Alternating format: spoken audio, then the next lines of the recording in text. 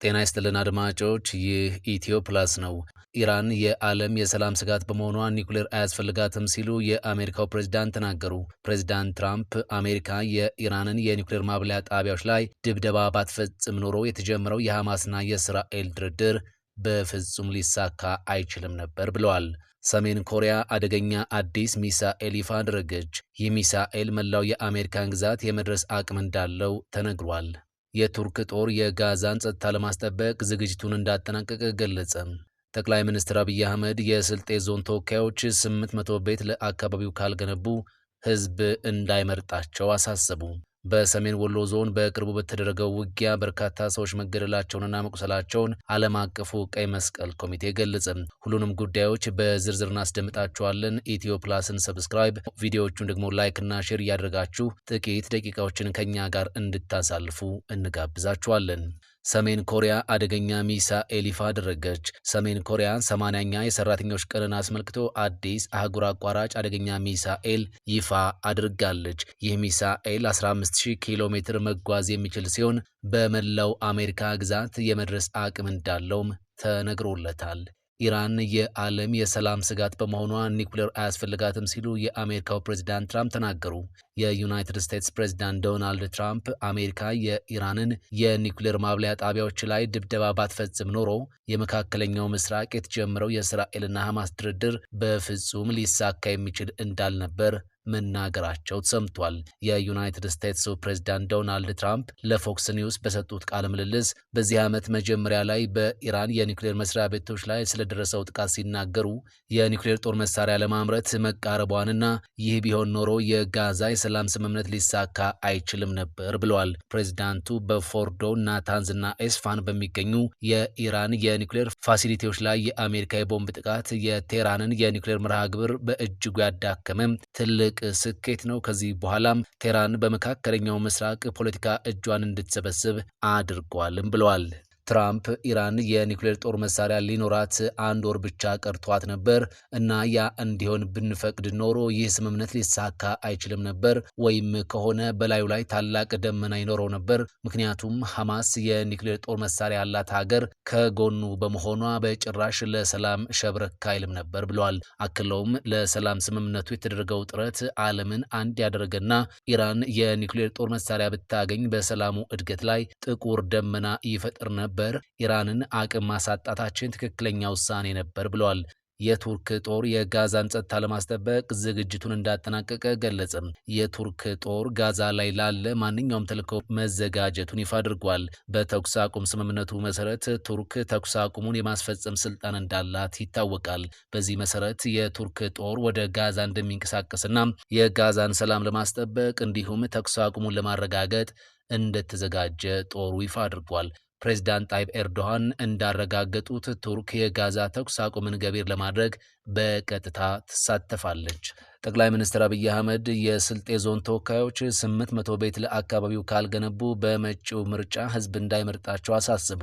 በስልጤ ዞን ከወረዳ እስከ ፓርላማ ገዢውን ፓርቲ ወክለው የተመረጡ ተወካዮች በጥቂት ወራት ውስጥ እያንዳንዳቸው 10 ቤት ለህዝብ ካልገነቡ በመጪው ምርጫ የአካባቢው ሰው ድምፅ እንዳይሰጣቸው ጠቅላይ ሚኒስትር አብይ አህመድ አሳስበዋል። የፌዴራል መንግስት 1.5 ሚሊዮን ቤቶች የግንባታ እቅድ እንደ ስልጤ ዞን ባሉ አካባቢዎች በገጠር ኮሪደር ልማት የሚሰሩ ቤቶችን እንደሚያካትትም አስታውቋል። ጠቅላይ ሚኒስትሩ ምርጫና የቤት ግንባታ ያስተሳሰሩበትን አስተያየት የሰጡት የዞኑን አመራሮች ጨምሮ ከከፍተኛ የክልልና የፌዴራል ባለስልጣናት ጋር የገጠር ኮሪደር ስራዎችን በተመለከተ አርብ መስከረም 30 ውይይት ባደረጉበት ወቅት ነው።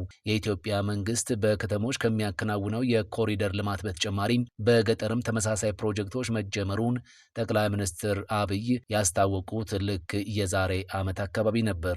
አብይ በገጠር ኮሪደር የመኖሪያ ቤት እና ተያያዥ መሰረተ ልማት የሚገነቡባቸውን በማዕከላዊ ኢትዮጵያ ክልል የሚገኙ 4 ዞኖች ባለፈው ረቡዕና አርብ ተዘዋውረው ጎብኝተዋል። የጠቅላይ ሚኒስትሩ ጉዞ ሀላባ፣ ከምባታ፣ ሀዲያና ስልጤ ዞኖችን ያዳረሰም ነበር። ጠቅላይ ሚኒስትሩ በቅድሚያ በጎበኟቸው ሀላባና ከምባታ ዞኖች የተሰሩ ቤቶችን ከመረቁ በኋላ ሁለቱ ዞኖች እያንዳንዳቸው 100 ቤቶችን እንዲሰሩ ትዕዛዝ አስተላልፈዋል። ይህ ትዕዛዝ በየዋህነትና በስህተት የተላለፈ እንደነበር እንደነበር በውይይታቸው ወቅት የጠቀሱት ጠቅላይ ሚኒስትሩ ካለማወቅ ነው ይቅርታ ይደረግልኝ ሲሉም ተደምጧል። ሁለቱ ዞኖች እንዲገነቡ የታዘዙት የቤት ብዛት ለስልጤና ሀዲያ አይሰራም ያሉት አብይ በትንሹ 1000 ቤት ካልሰራም እኔ ወደዚህ ተመልሼ አልመጣም ሲሉ ለአካባቢው ባለስልጣናት የቤት ስራን ሰጥቷል። ጠቅላይ ሚኒስትሩ ለስልጤ ዞን ዋና አስተዳዳሪ አቶ ዘይኔ ቢልካም 1000 ቤት በአንድ ወር ከጨረስክ በአንድ ወር ውስጥ እንመጣለን፣ በሁለት ወር ከጨረስክ በሁለት ወር እንመለሳለን ብለዋል። በስድስት ወር ከጨረስክ ደግሞ በስድስት ወር እንመጣለን ሲሉ መልእክታቸውን አስተላልፈዋል። አብይ ከዞኑ አስተዳዳሪ ጋር በነበራቸው ንግግር በስልጤ ዞን ብቻ በወረዳ በዞን በክልልና በፌዴራል ምክር ቤቶች 80 የሚጠጉ ተመራጮች መኖራቸውን እንደተገነዘቡ ጠቅሰው እነዚህ ተወካዮች እያንዳንዳቸው 10 ቤት ቢገነቡ በድምሩ 800 ቤቶች በአካባቢው እንደሚኖሩ አስገንዝበዋል። ተወካዮቹ ቤቶቹን ከመጪው ምርጫ በፊት ገንብተው ማጠናቀቅ እንደሚገባቸውም ጠቅላዩ አመልክተዋል። እኔ ለስልጤ እህትና ወንድሞቼ ማስተላለፍ የምፈልገው እነዚህ 80 ሰዎች ቢያንስ 10 ቤት ካልገነቡ በሚቀጥለው ምርጫ አትምረጧቸው። ያልሰራ ሰው መመረጥ የለበትም። ዝም ብሎ እያወራ ምርጫ የሚባል ነገር የለም ሲሉ ጠቅላይ ሚኒስትሩ የአካባቢው ነዋሪዎች እነማንን መምረጥ እንደሚገባቸው ጥቆማ ሰጥቷል። ቤቶቹ ከተገነቡ በኋላ ደረታችንን ነፍተን ሰራንልህ ብለን ነው እኛ ወደ ምርጫ የምንቀርበው እንጂ ገና ተስፋ እየሰጠን ከመረጥከኝ በኋላ እናደርግልሃለን እያልን ከሆነም መቼም አንለወጥም ሲሉም አብይ ለባለስልጣናቱ ተናግሯል። ጠቅላይ ሚኒስትሩ በውይይቱ ላይ የሰጡት ትዕዛዝ በስልጤ አካባቢ የተወለዱ በየትኛውም ደረጃ ያሉ አመራሮችን የሚመለከት እንደሆነም ገልጿል። ሆኖም የዞኑ ተመራጮችም የሆኑ በተለያየ እርከን የሚሰሩ የመንግስት ባለስልጣናት ቤቶቹን ለመገንባት የሚያስፈልጋቸውን ወጪ እንዴት መሸፈን እንዳለባቸው ጠቅላይ ሚኒስትሩ አላብራሩም። በውይይቱ የተገኙትና የስልጤ ዞን ተወላጅ የሆኑት የብሔራዊ መረጃና ደህንነት አገልግሎት ዋና ዳይሬክተር ሬድዋን ሁሴንና የስራና ክህሎት ሚኒስትሯ ሙፈሪያት ካሚል ትዕዛዙን አድምጠዋል። በሰሜን ወሎ ዞን በቅርቡ በተካሄደው ውጊያ በርካታ ሰዎች መገደላቸውና መቁሰላቸውን ዓለም አቀፉ የቀይ መስቀል ኮሚቴ አስታወቀ።